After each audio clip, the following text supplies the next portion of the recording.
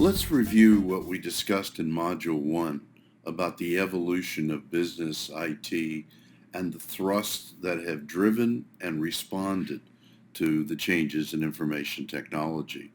As we discussed in the first era, there was batch, then it was online, and then we had almost a revolution where the organization said we have our own needs, our personal needs, our departmental needs. So we saw mini computers and personal computers join into the party.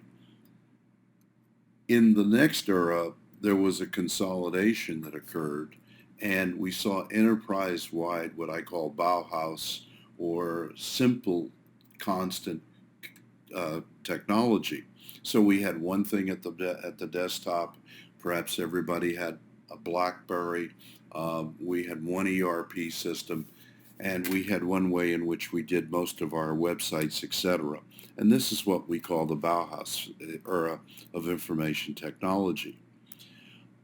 As we look at the thrust in the early days for batch and online, it was very much top-down. This is the system you're going to get. There were the high priests of information technology. Then the movement was bottom-up and across the organization. Then again, the thrust was top-down with we are going to put in a standard on a global basis for everything. And what we're seeing now is another revolutionary era where the end users, the customers, what we call consumerization, is defining the direction of the way in which information technology is delivered and what it's going to be doing. And as we discussed earlier, some people, there are many, many names for this. Some people call it engaging IT, consumerized IT. Other people, on my term, I call it je voudrais IT, which is French for we as users, this is what we would like. Other folks call it the digital era, and we're going to do a little bit of that, calling it a digital versus an IT era. And as we said, the Bauhaus era was IT delivered in a way that says, here is what you're going to get. We don't really care whether you like it or not. This is what you're going to get. Whereas in the je voudrais era, and that's the French for I would like. It's the end user saying they would like. The reason I picked je voudrais is in the United States, very few people actually speak French. And when you say je voudrais to them, they have no idea what you're talking about. And to many IT organizations, unfortunately, when users say, this is what I would like, the IT organization often doesn't know what they're speaking or what language they're speaking. So it worked out well, and a client of mine gave me that. So we're going to start with this as a model, and let's talk a little bit about how the management styles and the leadership styles, even more importantly, have changed through these eras. Again, we're in review mode, and we're talking about how the BITL, business IT leadership style, has changed during these eras.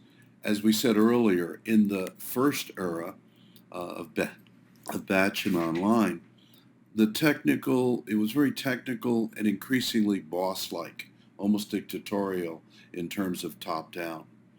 As we went to the second era, which was departmental, there was a breakdown of that top-down, and you needed to add more disciplined approaches, but on the other hand, be flexible to the end user community. The end users needed to be flexible, and the business IT leadership needed to be flexible.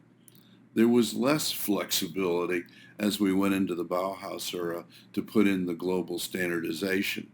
There, someone had to envision, the leader had to be able to envision a scope and be able to provide major incentives, communications, sell the program, what we're later going to call an endeavor level.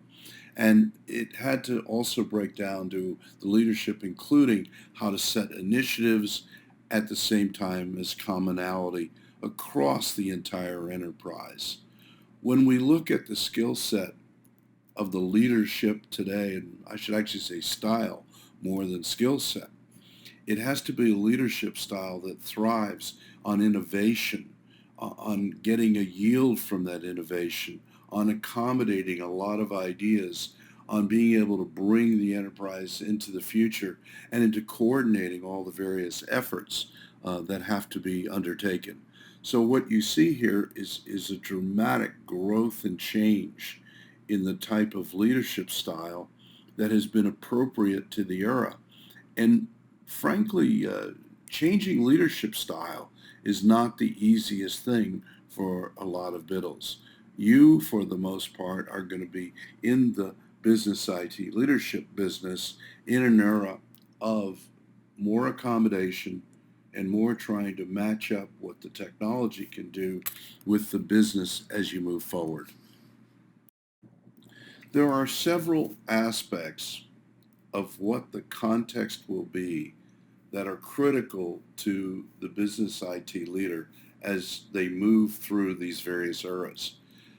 The reason I'm spending time on the evolution of the eras, even though many of them may have occurred 10, 20, 30 years ago, is that in some of your cases, for some of the people taking this course, you'll have an organization that's still in a previous era.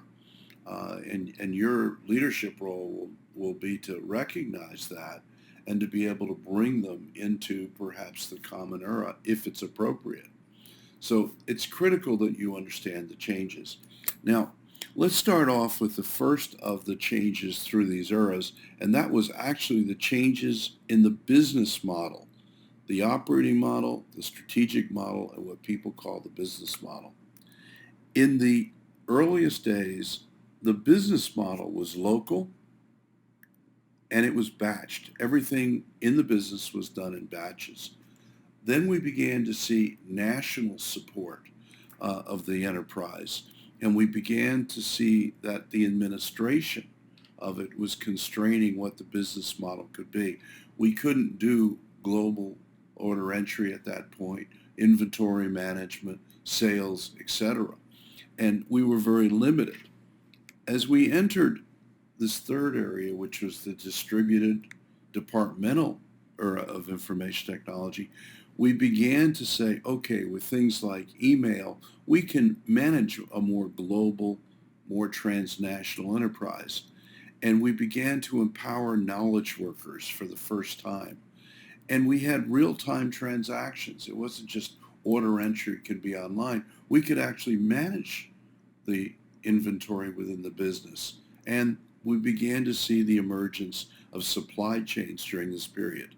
We also saw two other very, very big changes during that era in the business model, and that was the virtual elimination of middle management. And secondly, where personal administration, such as your letter writing, your communications, were turned over to the knowledge worker, and we saw the end of, to a large degree, administrative support people and secretaries.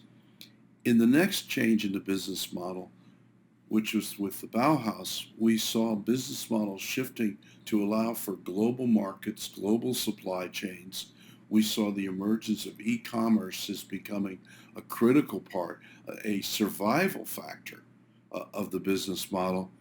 And the last part was we saw the web emerge, the internet, but we sort of pasted the web or the internet on our existing business. We didn't, in very few cases, did anyone restructure the business model to take advantage of what the web would do.